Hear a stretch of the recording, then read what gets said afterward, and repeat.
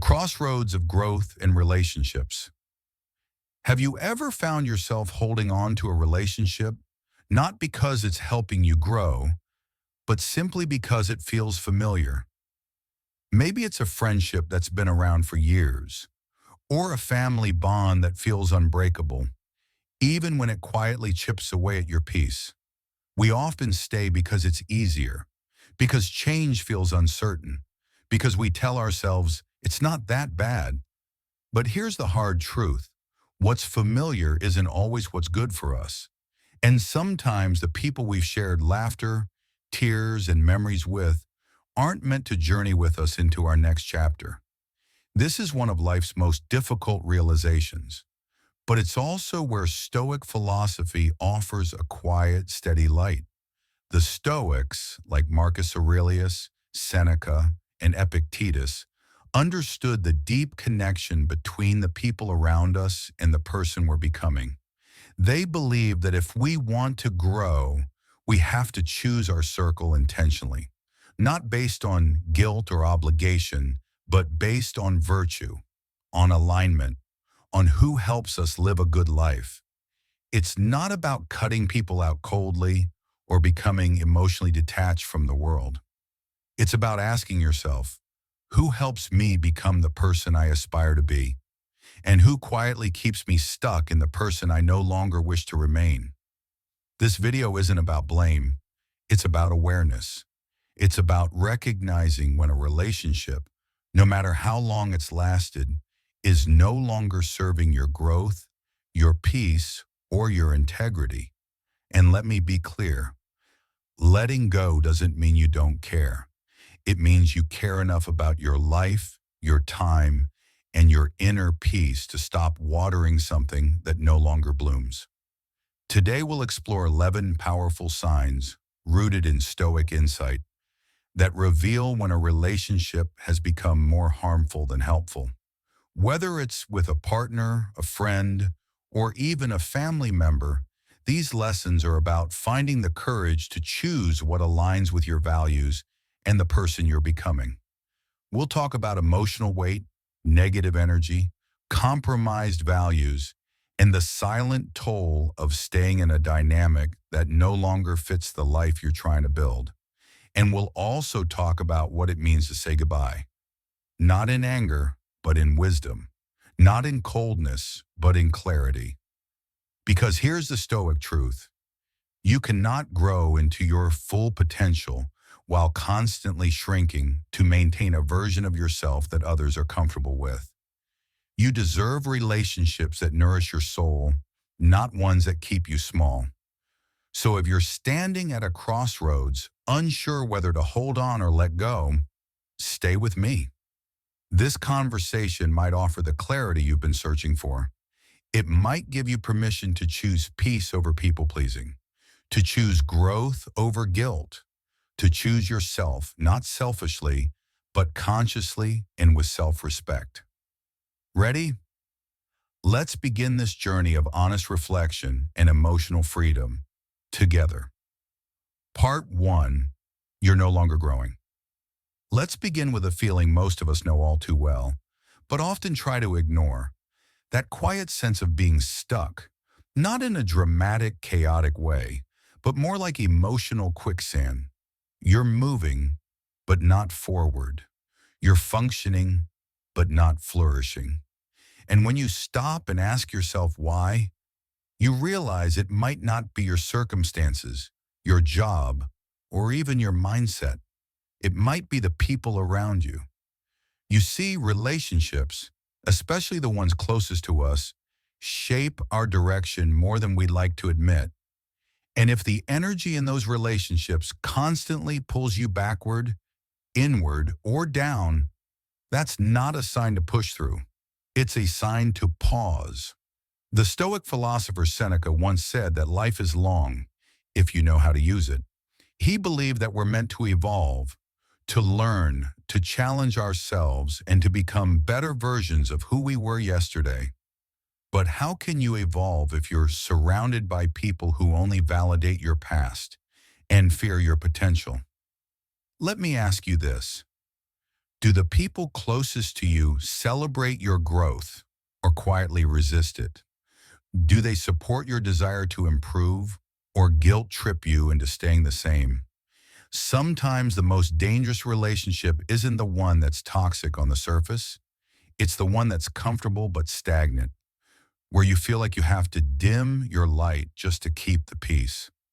We often stay in these relationships out of habit or fear of conflict, fear of being alone, fear of hurting someone else. Sometimes it's loyalty. We tell ourselves, they were there for me before, so I owe them now. But loyalty without growth is not love. It's a cage. True connection should lift you, not limit you. It should remind you that you are capable of more, not make you feel guilty for wanting more.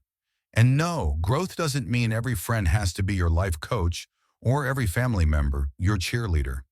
But at the very least, the people closest to you should want to see you rise.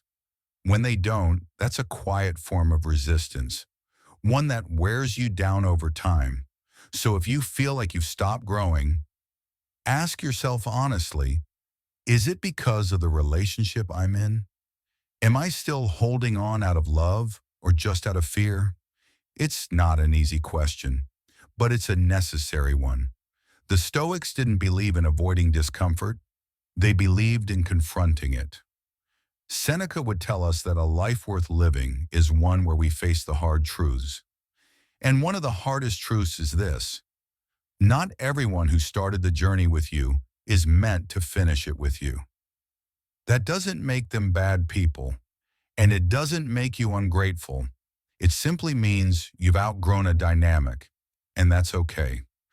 Growth sometimes means letting go of roles you've outgrown, letting go of expectations that no longer fit, letting go of connections that, while once beautiful, are no longer aligned with your becoming. Over time, the more you honor your need for growth, the more you'll attract relationships that feel expansive, not restrictive. People who see your evolution as a gift, not a threat. People who remind you of your strength even when you forget. And that, my friend, is where real connection begins. So take a breath and ask yourself, is this relationship helping me grow or quietly keeping me small? The answer might just change your life. Part 2. The relationship is dominated by negative emotions. Let's be honest. Relationships aren't always easy. Every connection comes with its own set of challenges, disagreements, and misunderstandings. That's part of being human. But when negativity becomes the default setting, when anger, jealousy, or constant tension take up more space than love, laughter, or peace, that's when something deeper needs to be addressed. Have you ever been in a relationship that feels like walking on eggshells, where you're constantly bracing for the next argument, where every conversation turns into a subtle competition, where support is scarce but criticism is constant? It's exhausting. Over time, these emotional patterns don't just wear you down, they shape you. They shrink your capacity for joy. They rob you of clarity, and slowly they begin to convince you that this version of life, this stormy, draining version, is a normal. But Marcus Aurelius, the Stoic emperor, reminds us of a profound truth. You have power over your mind, not outside events. Realize this, and you will find strength. And when you apply that to relationships, it becomes a liberating insight. You may not be able to change how someone else feels or reacts, but you can choose how much access they have to your peace of mind. You can choose whether to keep participating in emotional warfare or to step back and reclaim your calm. Now, this doesn't mean cutting people off at the first sign of conflict. Stoicism is not about running from discomfort. It's about responding to it with reason and clarity. But when negative emotions become the norm rather than the exception, it's a sign that something needs to shift. Let's get real for a second. If every interaction leaves you feeling judged, misunderstood, or emotionally bruised, if the dominant tone of the relationship is sarcasm, suspicion, or hostility, then what exactly are you holding on to? A relationship should be a safe harbor, not a battleground. It should challenge you, yes, but not torment you. It should be a space where you're allowed to feel seen, not constantly on defense. And yet many of us stay in emotionally toxic dynamics because we've confused familiarity with safety. We tell ourselves, that's just how they are, or things will calm down eventually. But weeks turn into months, and months turn into years. And without realizing it, your nervous system is always in survival mode, waiting, bracing, defending. So here's a gentle but firm reminder. If a relationship consistently disrupts your inner peace, it's not helping you grow. It's holding you hostage. You don't need to vilify the other person to acknowledge that the relationship isn't healthy. This isn't about blame. It's about recognizing the emotional patterns you've been tolerating and deciding whether they align with the life you want to build. It takes courage to create distance, to say, I love you, but I need space to breathe, to choose calm over chaos, to prioritize emotional clarity over emotional confusion. But that courage is exactly what the Stoics encourage. They believed in living in harmony with one's nature, and our nature is not made for constant conflict. It's made for presence, purpose, and peace. So ask yourself today, is this relationship feeding my soul or draining it? Am I reacting more than I'm resting? Because over time, emotional drama doesn't just affect your mood, it becomes a lifestyle. And if that lifestyle doesn't reflect who you are or what you value, it's okay to let it go. Give yourself permission to choose peace and trust that the right people will never require you to sacrifice it. Part 3. You feel controlled or manipulated. Let's talk about a quiet kind of suffering. The kind where you're not being shouted at, belittled, or attacked, but you still feel like you're slowly disappearing. It's the subtle erosion of self that happens when control or manipulation creeps into a relationship. And often it doesn't come with alarms. It comes with suggestions, pressure, emotional strings. You don't realize it right away. But over time, you begin to question your own voice. You hesitate before making decisions. You shrink before speaking your truth. If you've ever caught yourself constantly second-guessing your own choices, or wondering if your opinions are too much for someone else to handle, you might not be in a partnership. You might be in a dynamic of control. Epictetus said it best. No one is free who is not master of himself. That line is not just about politics or philosophy. It's deeply personal because emotional freedom is one of the most sacred things we have. And when that freedom is chipped away by manipulation, by dominance, by guilt, it affects everything: your joy, your clarity, your identity. Healthy relationships are built on mutual respect, not obedience, not silent agreements that go unspoken but weigh heavy on your soul. Ask yourself, are you allowed to disagree in this relationship without fear of punishment or withdrawal? Are you celebrated for who you truly are, or only accepted when you conform? Because real love, real connection, isn't about turning someone into a version that's easier to manage. It's about walking beside someone as they become more fully themselves. Control often disguises itself as care. I just want what's best for you. You're not thinking clearly. Let me decide. But if what's best for you means silencing your instincts, abandoning your passions, or surrendering your autonomy, that's not love. That's ownership. And we're not here to be owned. Stoicism teaches us to be rooted in self-governance, to be the captain of our ship, to make decisions not from fear but from freedom. Of course, every relationship requires compromise, but there's a difference between healthy give and take and a dynamic where you're always the one bending, always the one yielding, always the one wondering, am I allowed to want what I want? If you found yourself quietly molding your life to avoid conflict or disapproval, it might be time to pause, not to blame, not to lash out, but to reflect. Are you still the master of your own life? Are you steering the ship or just trying not to rock the boat? Sometimes the most powerful thing you can do is to reclaim your space, to remind yourself gently but firmly, I have the right to make my own choices. I have the right to live a life that reflects who I truly am. And if a relationship stands in the way of that truth, it may not deserve the place it holds in your life. This doesn't mean walking away in bitterness. It means walking toward integrity, toward alignment, toward the quiet strength that comes from living freely, honestly, and without fear of someone else's disapproval. So today, consider this. Are your relationships rooted in mutual respect or quiet control? Do you feel expanded or restricted? Because true freedom isn't loud. It's steady. It's clear. And it always begins with the courage to stand in your own truth, even when it shakes the ground beneath familiar ties.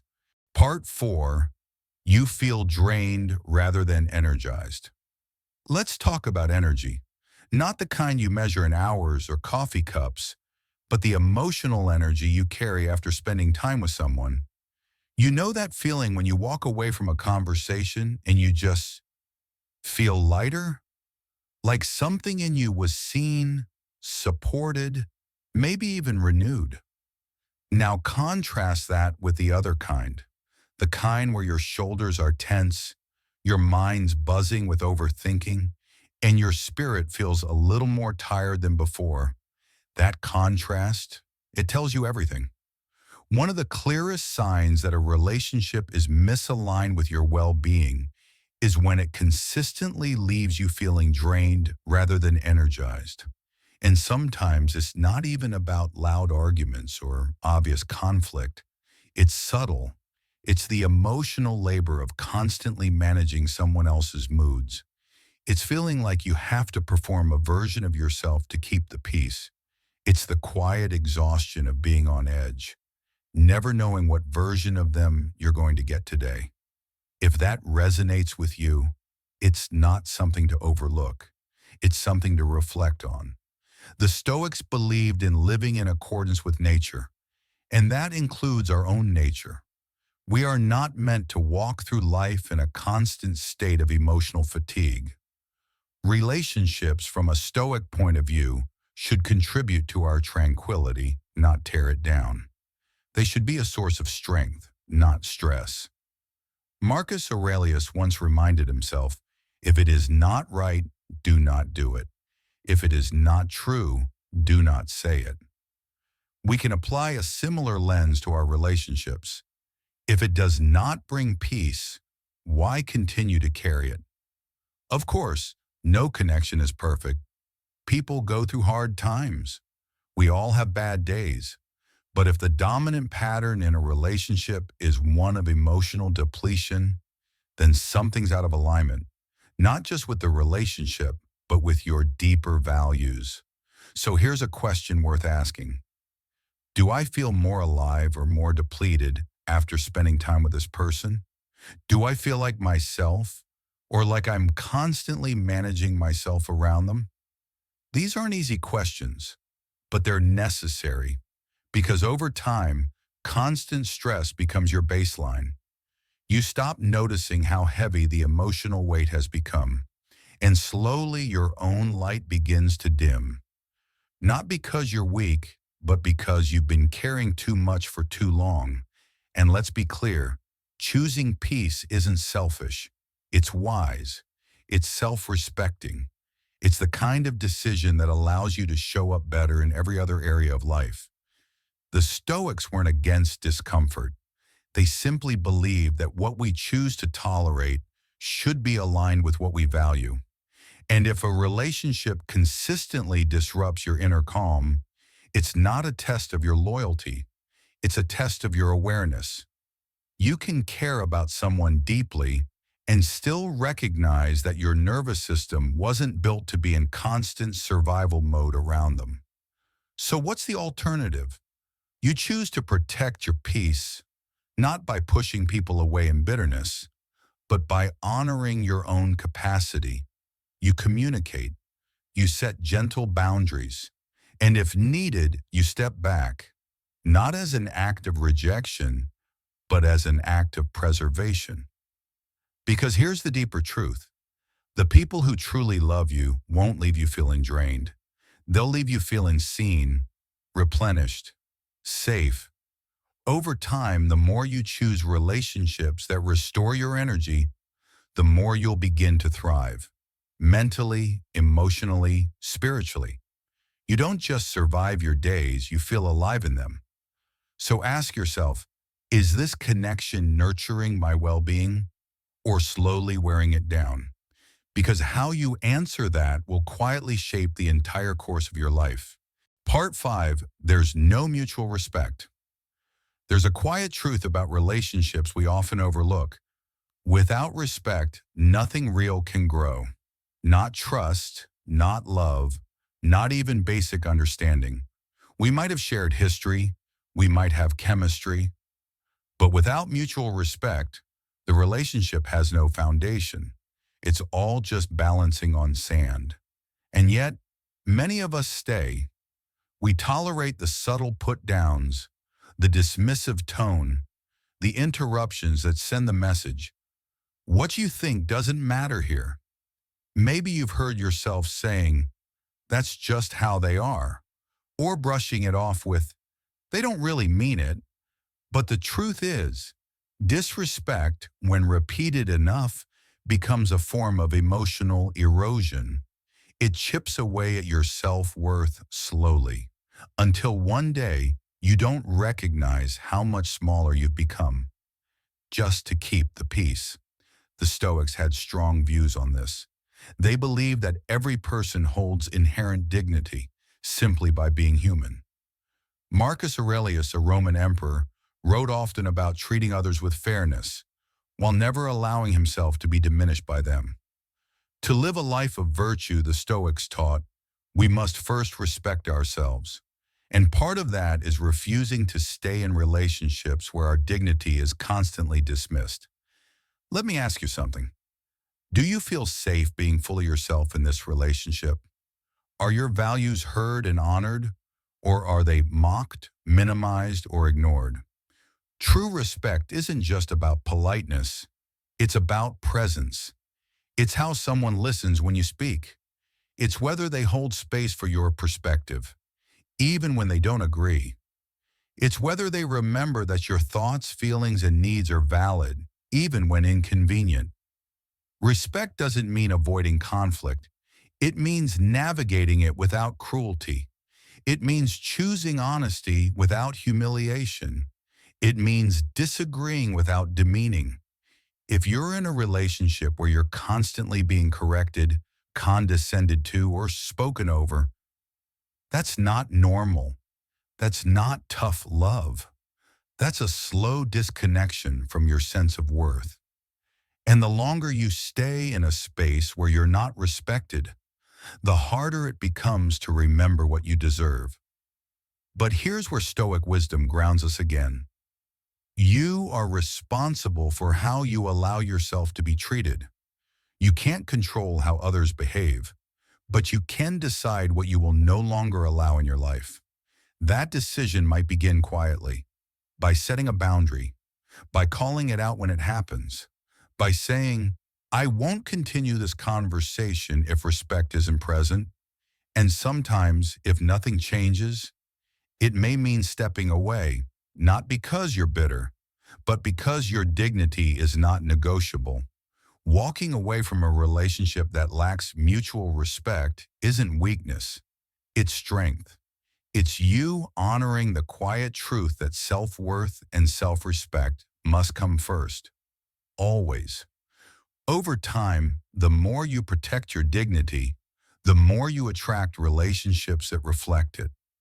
You'll find yourself surrounded by people who don't just tolerate your voice, they welcome it. They make space for it. They value it. So take a moment today to reflect. Is this relationship rooted in mutual respect or silent resentment? Do you feel seen or just tolerated? And are you honoring your worth or bargaining it away for the sake of keeping someone close? Because you deserve to be where your presence is not only accepted, but deeply respected. That's the foundation of any relationship worth building.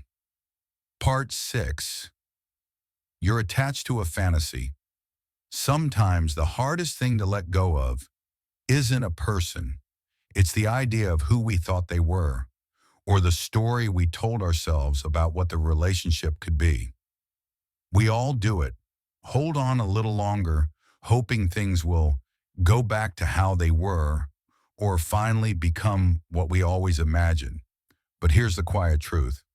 You can't build a real connection on a fantasy, and sometimes what keeps us stuck isn't love, it's illusion. The Stoics were clear about this. They taught us to see the world as it is, not as we wish it to be. Marcus Aurelius wrote, "You must understand what reality is. You must not be carried away by imagination." And when it comes to relationships, this is especially important because when we stay attached to who someone used to be or who we hope they'll become, we stop seeing them clearly. We ignore the red flags. We minimize the patterns. We fill in the silence with hope. But the longer we cling to the dream, the further we drift from truth. Have you ever stayed in a relationship because of its potential? Because the version of this person in your mind was kinder, more present, more emotionally available than the one in front of you? It's easy to do. Hope is powerful. It gives us strength, endurance, even faith. But when hope turns into denial, we suffer, we wait, we justify, we shrink. We end up loving someone more for who they could be than for who they actually are. And that isn't love, it's projection. The Stoics weren't against emotion, they were against illusion, because illusions distort your ability to make wise decisions. They trap you in cycles where you repeat the same pain, expecting a different outcome. So how do you know if you're living in a fantasy? Ask yourself, am I making excuses for things that hurt me? Am I waiting for someone to become a person they've never consistently been? Am I clinging to a highlight reel instead of seeing the full picture? If the answer is yes, it's time to pause. It's time to ask, what am I truly holding on to? The relationship or the illusion of it? And it's okay to feel grief when that illusion fades, because letting go of a fantasy often feels like a real loss. But it also opens the door to something more honest, something rooted in clarity and truth. When you stop idealizing, you start seeing. You see their actions more than their promises. You see how you feel consistently, not just on the good days. And most importantly, you see yourself, the parts you've hidden, silenced, or compromised just to keep the dream alive. The Stoic path is not about hardening your heart. It's about softening into truth. It's about trusting that what's real, what's mutual, present, grounded, will always serve you more than anything you have to pretend into existence. So today, take a deep breath and reflect. Is this relationship grounded in reality or in who I wish they were? Am I staying because of what is or because of what I'm still hoping for? And if you find yourself waking up to the illusion, know this, that's not failure, that's freedom. Because from that clarity, you can finally begin to build relationships that are authentic, where you are loved not for what you sacrifice, but for who you truly are. And that, my friend, is the beginning of something real. Part 7. You're pressured to betray your values. There's a line inside each of us, a quiet, invisible line that separates who we are from who we refuse to become. That line is drawn by our values, not just opinions or preferences, but the principles we live by, what we stand for, what we're unwilling to trade, what makes us feel whole. The Stoics believe that our values are our internal compass, the true north we return to in every decision, every challenge, every relationship. And when a relationship begins to pressure you to betray that compass, that's not love. That's misalignment. It often starts small. You compromise a little here. You stay quiet about something that matters. You go along with what feels wrong because conflict feels harder than self-abandonment. And before you know it, you don't quite recognize yourself anymore. You start wondering, when did I stop speaking up? When did I begin living more for their approval than my own peace? This isn't just about differences. All healthy relationships require flexibility, but bending is not the same as breaking. And when you're constantly bending away from your values to keep a connection alive, the cost is too high. Because every time you betray your values to stay in someone's comfort zone, you lose a part of yourself. Not all at once, but gradually, bit by bit, until your life no longer reflects who you are, but who you're trying to be for them. Seneca once wrote, "No man is more unhappy than he who never faces adversity, for he is not permitted to prove himself." And I'd add, no one drifts further from fulfillment than the person who keeps silencing their truth to avoid tension. Adversity is part of life, but your values, they're the anchor. So let me ask you something. Are you being asked to betray what you believe in just to stay in this relationship? Do you feel like you're constantly apologizing for your core convictions or hiding them altogether? If the answer is yes, then it's time to pause. Because a healthy relationship won't ask you to betray yourself. It will hold space for your truth. It might challenge it, question it, explore it, but never erase it. True love, true friendship should support your virtues, not demand that you abandon them. We live in a world where people often confuse loyalty with silence or love with conformity. But the Stoics remind us that a good life begins with integrity, with aligning your external actions to your inner truths. So if you're compromising your core beliefs just to be accepted, ask yourself, accepted by whom and at what cost? Because the more you silence your values for the sake of a relationship, the more distant you become from your own soul. And nothing is worth that. You can care for someone deeply and still say, I cannot go down this path with you. You can walk away without anger, just clarity, because the life you're meant to live requires space for your full, honest self. And when you choose to honor your values, you begin to attract people who value you, not the mask you wear to keep the peace. Over time, living in alignment with your principles brings something no approval ever could, a sense of peace that no one can take away from you. So today, reflect gently but honestly. Am I betraying my values just to be loved? Or am I willing to stand in my truth, even if it means standing alone for a while? Because the people who are meant for you won't fear your clarity. They'll respect it. They'll grow with it. They'll love you, not despite your values, but because of them. Part 8. There's no reciprocity. Let's talk about something subtle, but deeply draining. The kind of relationship where you're always the one showing up. You initiate the conversations. You check in. You listen, support, give, adjust over and over. And eventually you start to wonder, would this relationship exist at all if I stopped trying?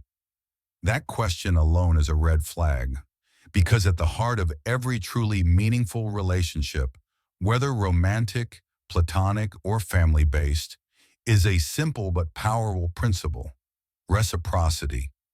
A healthy connection isn't just about how much you give. It's also about how much comes back, not in a transactional sense, but in balance, in mutual care, in shared emotional investment. The Stoics understood this deeply. They believed that relationships should be rooted in mutual virtue, a shared commitment to growth, to integrity, to the well-being of both people. Not one person pouring endlessly from a cup that's never refilled. But too often we find ourselves in one-sided dynamics. We rationalize it with lines like, "They're just going through a lot right now," or "Maybe I'm just better at giving." And while compassion has its place, overgiving can quietly become self-betrayal. Because when you give without receiving, not just once, but constantly, it creates imbalance. And that imbalance slowly turns into resentment. You start to feel invisible, tired, even a little bitter. The sad truth? You can love someone and still feel utterly alone in the effort. You can be surrounded by people, yet starve for real connection. Reciprocity isn't about keeping score. It's about knowing you matter too, that your emotional needs are not a burden, that someone else chooses to meet you halfway, not because they have to, but because they value you. Let me ask you, do you feel emotionally supported in this relationship, or just emotionally responsible for it? When you're in need, do they show up for you or disappear until they need something again? These are not selfish questions. They are necessary ones. Because if a relationship constantly leaves you depleted, unheard, or unseen, it's not a partnership. It's an arrangement built on your effort alone. The Stoics taught that a good life depends on the quality of your relationships, and quality is built through shared effort, not sacrifice that only flows one way. Of course, life brings seasons. Sometimes one person gives more for a while, and that's okay. But the pattern over time should be one of mutual presence, mutual growth, mutual giving. And if that's missing, the answer isn't to give more. It's to step back, reflect, reevaluate. Maybe it's a conversation, maybe it's a boundary, maybe in some cases it's walking away. Not with anger, but with self-respect. Because you deserve relationships where your presence is felt, where your kindness is met with gratitude, where your love isn't just absorbed, it's returned. And here's the beautiful part. When you stop over-functioning in one-sided relationships, you begin to attract the ones that flow naturally, where effort feels mutual, where connection feels steady, where your emotional cup is not just drained, it's refilled. So today, take a quiet moment to ask yourself, am I the only one carrying this relationship? And if I stop trying, would anything still be standing?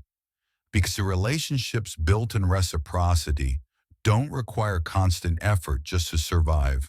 They thrive because both people are fully there, heart, mind, and spirit. And that, my friend, is the kind of connection your soul was always meant for. Part 9. The relationship is abusive, physical, emotional, or psychological. There's something we don't talk about enough because it's heavy, because it's personal, and because facing it requires a level of honesty that's both painful and powerful. But we need to say it. Abuse, whether physical, emotional, or psychological, is never love. It's not just how they are. It's not your fault, and it's not something you're meant to endure. The Stoics spoke often about dignity, about the inner worth each of us holds simply by being human. Epictetus said, "You are a soul carrying a body, not a body carrying a soul. That reminder that who you are is not measured by how others treat you, but by how you honor your own soul. And when someone consistently violates your boundaries, your safety, or your sense of self, no matter how subtly or loudly, it goes against everything the Stoics stood for.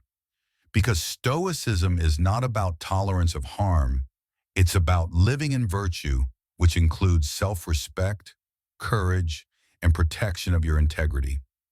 Abuse takes many forms. It's not always bruises. Sometimes it's words, sharp, manipulative, relentless. Sometimes it's silence, used like a weapon. Sometimes it's gaslighting, making you doubt your own reality, your own worth. And here's the hardest part. Abuse often hides behind closeness, behind, but we've been together so long, or, but they said they'd change. But time invested doesn't justify pain tolerated. The Stoics would never tell you to stay strong by staying in suffering. They would say, be strong enough to walk away, to choose dignity over damage, to reclaim your space as sacred, not to be harmed, controlled, or broken. And leaving isn't weakness, it's strength. It's not failure, it's wisdom. It's you saying, I will no longer allow pain to define my worth or my path. If you're in a situation where you feel unsafe, belittled, constantly on edge, know this: you're not being too sensitive. You're not asking for too much. You're asking for the very baseline of human respect. And if you've tried everything, communication, boundaries, forgiveness, and nothing changes, you are allowed to stop trying. You are allowed to say, I love myself enough to leave. That's not running away. That's returning home to yourself. The Stoics didn't believe in living disconnected from reality. They believed in facing the truth. And the truth is, you cannot heal in the same environment that's harming you. So what does healing look like? It starts with asking for help, not because you're weak, but because you're worthy. It means reaching out to a friend, a counselor, a hotline, anyone who can remind you that your safety matters. It means slowly rebuilding your identity, your voice, and your sense of self, all of which might have been buried under years of fear or shame, but they're still there, and you will find them again. The Stoic path is not about pretending everything is fine. It's about having the courage to see things clearly and the strength to choose a better way forward. So if this message feels personal, if something deep inside you knows it's time to stop making excuses for someone who continues to hurt you, let this be your sign. Your life is meant to be lived in peace, not fear. In truth, not confusion. In freedom, not control. And walking away from abuse, that might just be the most stoic act of strength you ever choose. Part 10, communication is broken. Let's be honest. Communication isn't just about words, it's about connection. It's how we build trust, resolve tension, and feel seen in any relationship. But what happens when communication simply stops working? You talk, but nothing changes. You try to express your needs, but you're misunderstood, or worse, ignored. The same arguments keep resurfacing, or silence fills the space where honesty used to live. This breakdown in communication isn't just frustrating, it's a signal, one we often try to ignore until it becomes impossible to. The Stoics believed deeply in reason, clarity, and empathy. To them, a wise person doesn't just speak, they listen. They don't just react, they reflect. They don't aim to win the conversation, but to understand reality as it is. So when communication fails repeatedly in a relationship, it's not just a surface level issue. It points to something deeper: unspoken resentment, unmet needs, fear, or emotional distance. And if those deeper issues go unaddressed, the relationship slowly erodes. Not all at once, but quietly through misunderstandings that never get resolved, through apologies that don't feel sincere, through words that no longer feel safe to say. Let me ask you this. Do you feel heard in your relationship or just tolerated? When you speak, is the goal to connect or just to avoid another conflict? Because when we stop communicating with curiosity and care, we stop relating at all. We start coexisting instead of connecting. And over time, emotional intimacy turns into emotional isolation. Now, this doesn't mean you walk away the moment things get hard. All relationships go through rough patches. But when attempts at honest communication keep failing, over and over again, despite your best effort, it may be time to step back and ask, what is this silence costing me? Sometimes the communication isn't broken because you're not trying hard enough. It's broken because the other person isn't willing or ready to meet you in that space. You can't have a healthy dialogue with someone who's more invested in defending themselves than in understanding you. You can't grow together if every conversation turns into a battle. And you can't feel safe if your voice is constantly dismissed or diminished. The Stoics remind us that we can't control others. We can only control our own intentions and responses. And when you've approached a relationship with honesty, openness, and patience, and still nothing shifts, then the wisest thing might not be to try harder. It might be to let go of the illusion that communication is even happening. Because real communication isn't just about talking, it's about receiving. It's about two people working together toward clarity, even when it's uncomfortable. And when that mutual effort is missing, what's left? You deserve to be in relationships where your thoughts are not just allowed, but welcomed, where misunderstandings lead to deeper understanding, not deeper wounds, where you can speak your truth without walking on eggshells. So if you've tried, if you've asked, if you've shown up again and again with an open heart and the door still won't open, that's not your failure. That's your clarity. Communication is the lifeblood of any connection, and when it flatlines, the relationship begins to die quietly. You don't need a screaming match to know it's broken. Sometimes the loudest truth comes in the silence, and choosing to walk away from a space where your voice is no longer safe, that's not giving up. That's giving yourself back to yourself. Part 11. Your tranquility is repeatedly undermined. Let's talk about something sacred, something invisible yet deeply felt, something the Stoics believed to be one of life's highest pursuits: tranquility, not temporary calm, not just silence, but that deep, quiet steadiness within you. The kind of peace that doesn't come from perfect circumstances, but from alignment when your relationships, your values, and your inner world are in harmony. Now, here's the question worth asking. What happens when a relationship constantly disturbs that peace? Not just once, not just during a hard season, but again and again. The tension always creeps back in. You leave interactions feeling depleted, agitated, uncertain. You find yourself thinking too much, bracing too often, and resting too little. That's not a coincidence. It's a sign.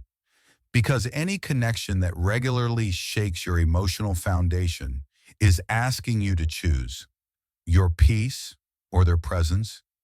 The Stoics would urge us to choose peace, not as an escape, not from fear, but because tranquility isn't a luxury, it's a compass. Marcus Aurelius wrote, "Nowhere can man find a quieter or more untroubled retreat than in his own soul." But how can you retreat inward if the people around you are constantly stirring chaos within you? Sometimes we confuse love with loyalty.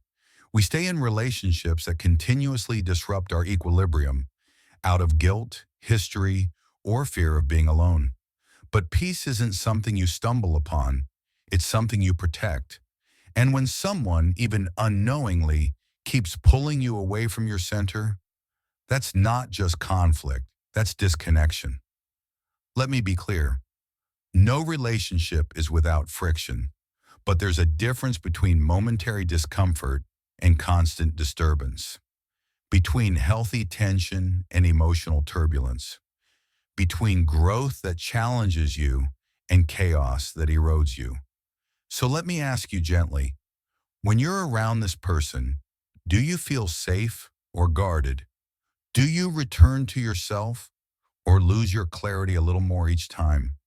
Does this connection invite peace, or does it quietly demand your energy just to survive? These are the questions Stoic wisdom urges us to ask, not with judgment, but with honesty. Because your nervous system notices what your mind tries to explain away. And if your inner calm is being hijacked over and over again, it's not something to normalize. It's something to examine.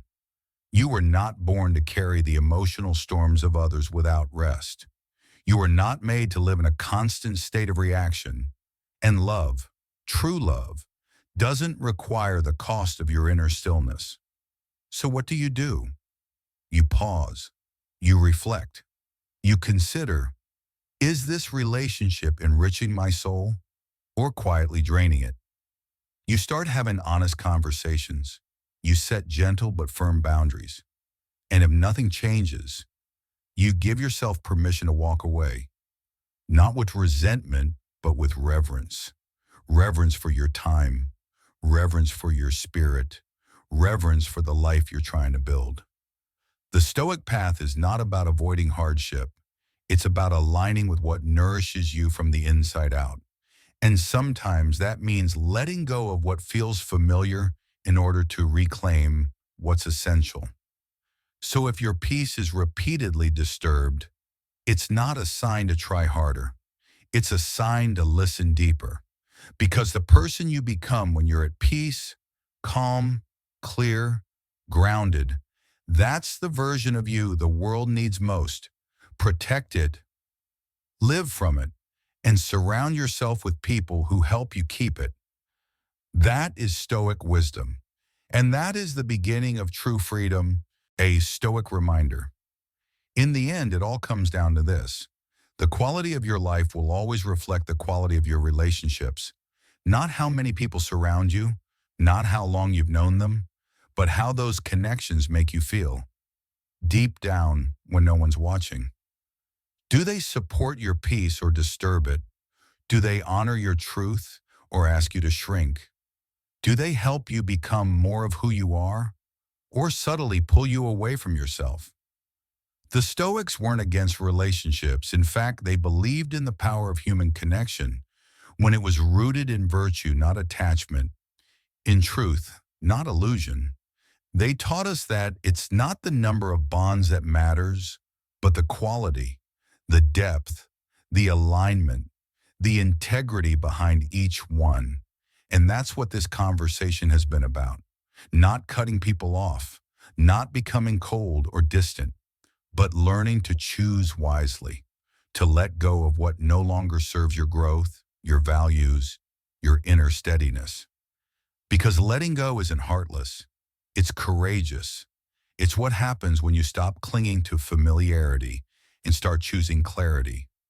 It takes strength to say, I wish you well, but I can't carry this anymore. It takes integrity to walk away, not because you don't care, but because you finally do, about yourself. And that's not selfish. That's self-respecting. So if you find yourself at a crossroads, holding on to someone who used to bring you joy, but now brings mostly confusion, caught in a cycle of giving more than you receive, or silencing parts of yourself just to avoid discomfort, pause, breathe, reflect. Ask yourself, is this relationship still aligned with who I'm becoming? Does it honor my peace, my values, my vision for a good life? And if the answer is no, then maybe, just maybe, letting go is the most loving thing you can do for both of you. Because the people who are truly meant to walk beside you on this path won't require you to abandon yourself. They'll support your growth, celebrate your calm, respect your boundaries, and reflect the very values you're striving to live by. Letting go doesn't mean closing your heart. It means opening your life to relationships that are healthier, deeper, and more authentic. As Marcus Aurelius might remind us, choose not to be harmed and you won't feel harmed. Don't feel harmed and you haven't been. And perhaps today, choosing not to be harmed begins with choosing peace, choosing wholeness, choosing relationships that nourish, not just occupy space. So wherever you are on your journey, whether you're healing, grieving, questioning, or rebuilding, know this: you are not alone. You are allowed to protect your peace, and you are worthy of relationships that reflect the love, clarity, and courage you've been giving to others for so long. Let this be your reminder. You don't have to stay where your soul is shrinking. You're allowed to walk towards something lighter, something more you, because that's not just the Stoic way, that's the honest way, and that's where true freedom begins.